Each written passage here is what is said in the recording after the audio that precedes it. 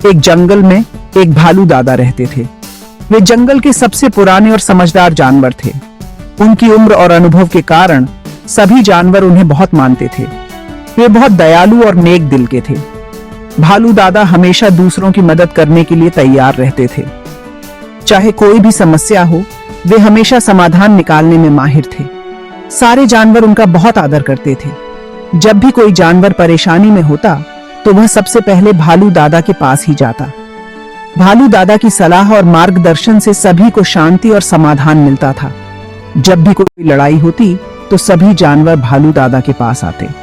वे ध्यान से सबकी बात सुनते और हमेशा सही फैसला सुनाते। उनके फैसले से सभी जानवर संतुष्ट होते थे और जंगल में शांति बनी रहती थी।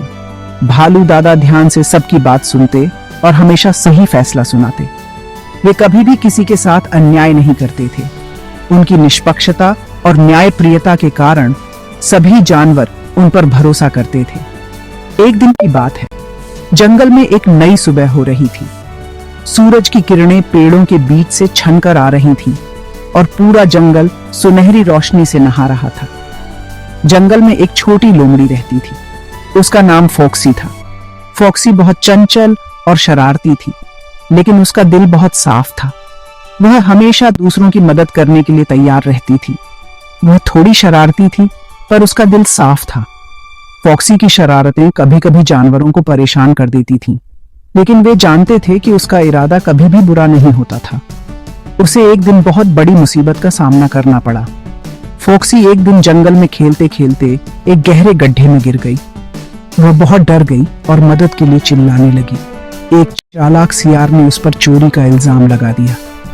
सियार ने कहा कि फॉक्सी ने उसकी खाने की चीजें चुरा ली हैं।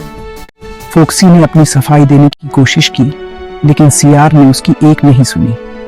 तभी भालू दादा वहां पहुंचे। उन्होंने फॉक्सी और सियार दोनों की बातें सुनी। भालू दादा ने ध्यान से सबकी बात सुनी और फिर एक निष्पक्ष फैसला सुनाया। उन्होंने सियार को समझाया कि बिना सबूत के किसी पर इल्जाम लगाना गलत है। भालू दादा के फैसले से सभी जानवर सहमत हो गए। फॉक्सी ने राहत की सांस ली और सियार ने अपनी गलती मानी। इस तरह भालू दादा ने एक बार फिर से जंगल में शांति और न्याय की स्थापना की। भालू दादा की दयालुता और न्यायप्रियता के कारण जंगल के सभी जानवर उन्हें बहुत प्यार और सम्मान देते थे और इस तरह जंगल में हमेशा शांति और सौहार्द बना रहता था। वह भागी भागी उनके पास गई। रोते हुए उसने सारी कहानी बताई। भालू दादा ने ध्यान से उसकी बात सुनी। उन्हें विश्वास था कि लोमड़ी सच बोल रही है।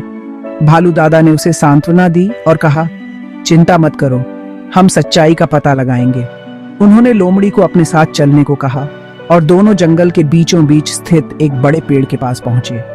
वहां उन्होंने सभी जानवरों को इकट्ठा किया। भालू दादा ने गंभीर स्वर में कहा, हम सबको मिलकर इस समस्या का समाधान करना होगा। भालू दादा ने सियार को बुलाया और पूछा, तुम्हारे पास क्या सबूत है कि लोमड़ी ने कुछ चुराया है? सियार ने घबराते हुए कहा, मैंने उसे अपने ही आंखों से देखा है। भालू दादा ने कहा, अगर तुम सच कह रहे हो तो हमें सबूत दिखाओ। सियार के पास कोई ठोस सबूत नहीं था। वह केवल अपनी बातों पर जोर दे रहा था। भालू दादा ने सभी जानवरों से कहा, हम किसी को बिना सबूत के दोषी नहीं ठहरा सकते। हमें सच्चाई का पता लगाना होगा। उन्होंने लोमड़ी से पूछा, तुम्हारे पास अपनी बेगुनाही साबित करने के लिए क्या है? लोमड़ी ने कहा, मैंने कुछ नहीं चुराया, मैं निर्दोष हूं। भालू दादा ने कहा, हम तुम्हारी बात पर विश्वास करते हैं। भालू दादा ने सभी जानवरों से कहा, हम सबको मिलकर इस समस्या का समाधान करना होगा। हमें एक दूसरे पर विश्वास करना होगा और सच्चाई का पता लगाना होगा। सभी जानवरों ने भालू दादा की बात मानी और सियार को चेतावनी दी कि वह बिना सबूत के किसी पर आरोप न लगाए। लोमड़ी ने राहत की सांस ली और भालू दादा का धन्यवाद किया। इस घटना के बाद जंगल में सभी जानवरों ने एक दूसरे पर विश्वास करना सीखा और मिलजुल कर रहने लगे।